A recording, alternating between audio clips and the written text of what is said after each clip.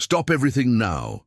What you are about to discover in the next few minutes could completely revolutionize the way you face the impossible problems in your life. You know that situation that keeps you awake at night, that obstacle that seems insurmountable, that mountain you look at and think, there's no way. Listen closely.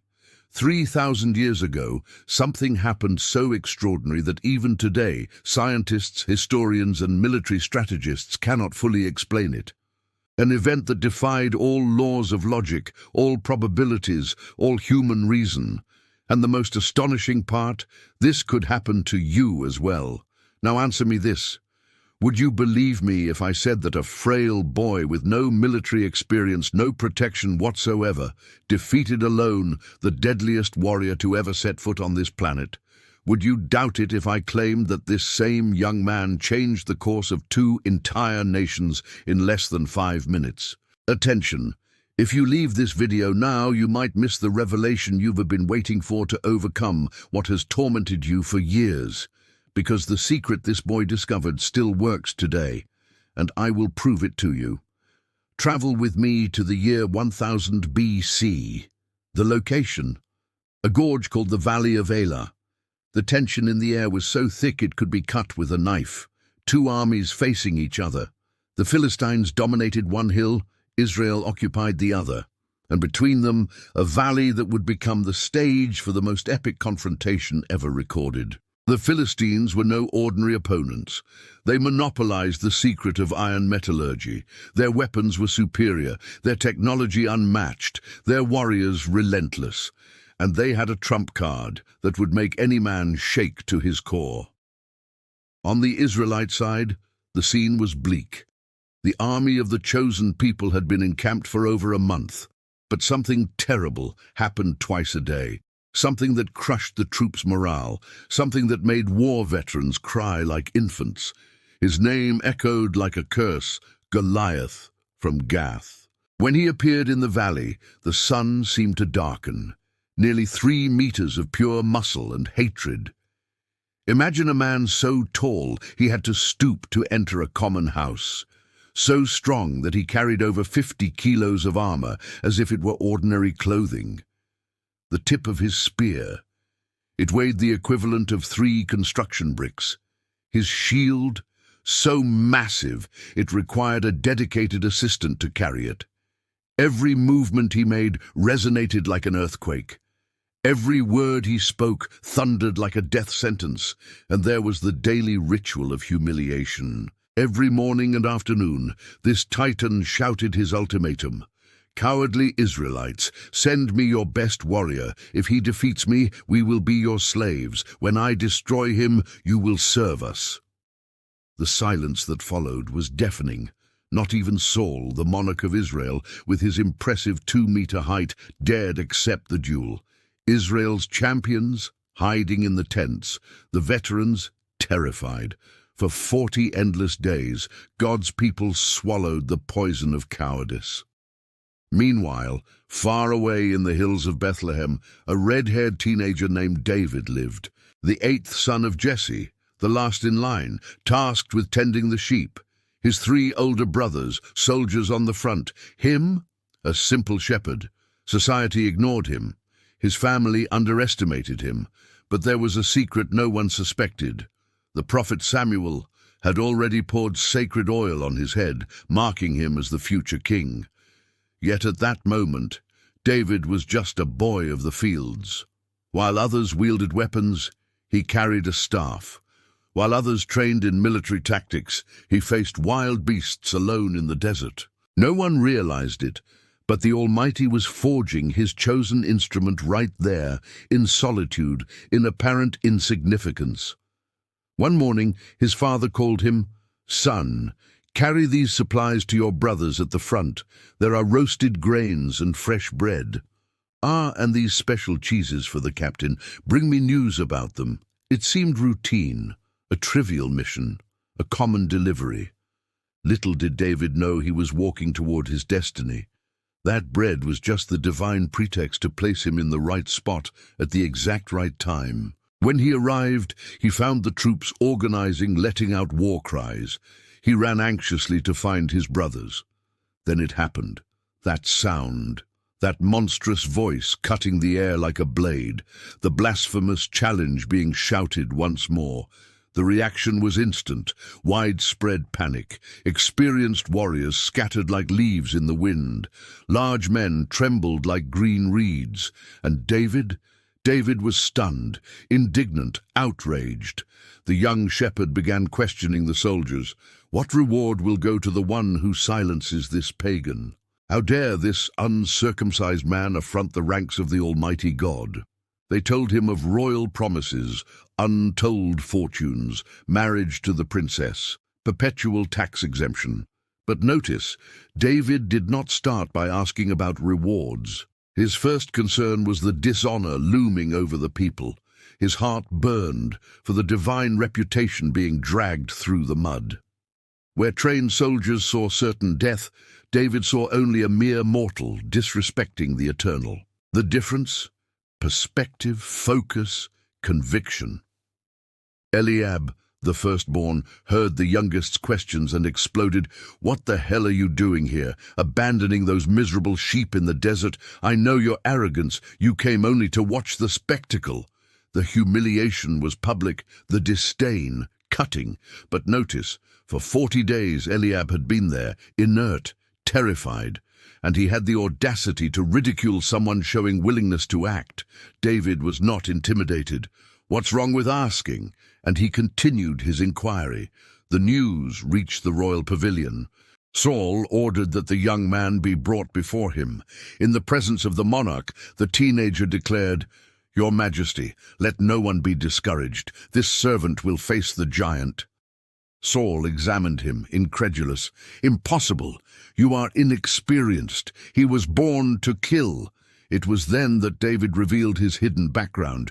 "Your Majesty, when I tend my father's flock and a hungry lion or fierce bear comes to devour a sheep, I chase them away. I attack. I rescue the prey from their jaws.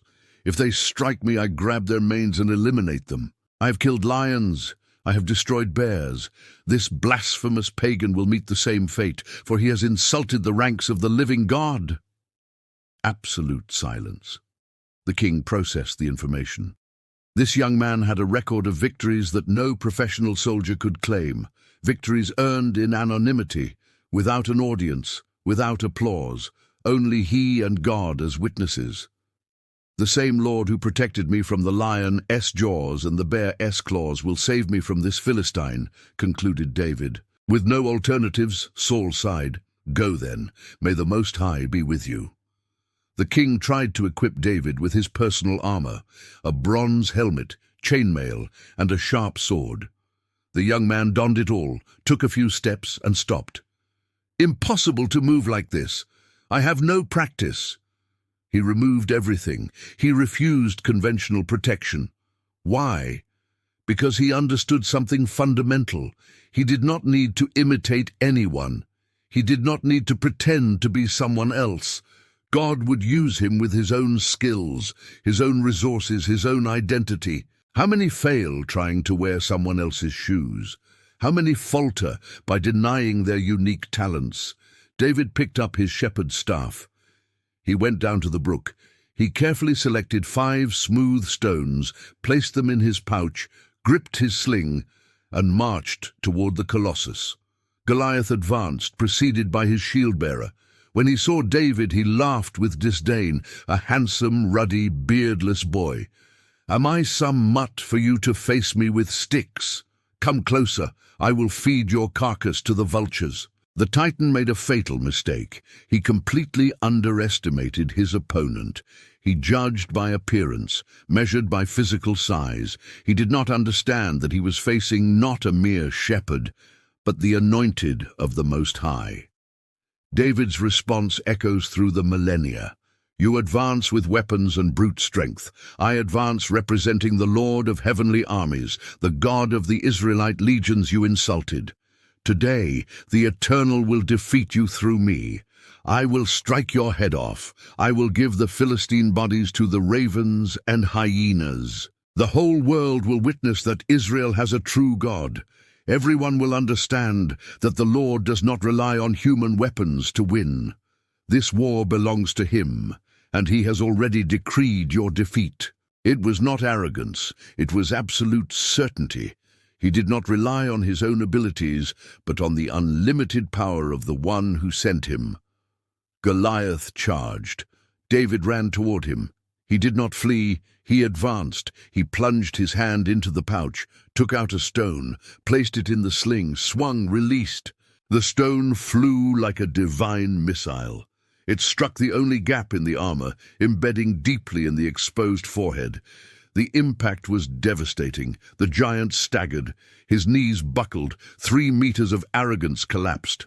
The ground shook under the blow. 40 days of terror ended in seconds. The invincible was defeated. The untouchable was prostrate. David ran forward. He planted his foot on the fallen giant's chest, drew the enormous sword from its sheath, and with the enemy's own weapon, he decapitated him.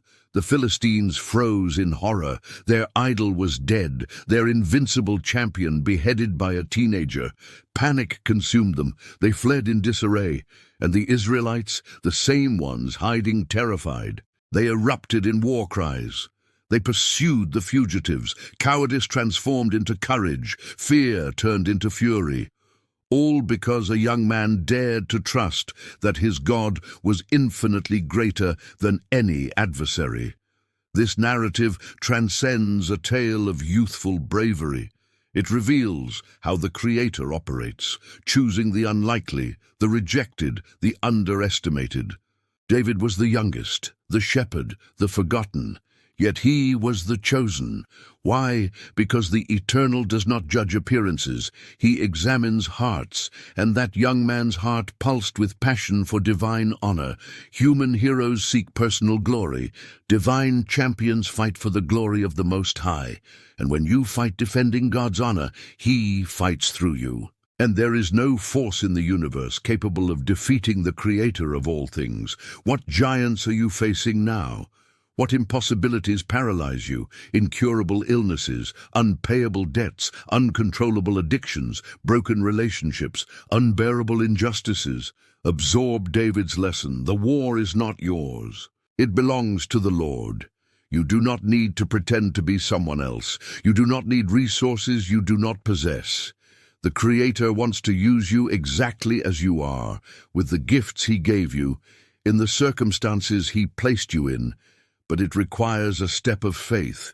Run toward the giant, not away from him, because when you advance representing the Almighty, the impossible becomes inevitable. If this message has ignited your spirit, if you understand that the same God of David is available to you, if you are ready to face your giants, leave a like immediately.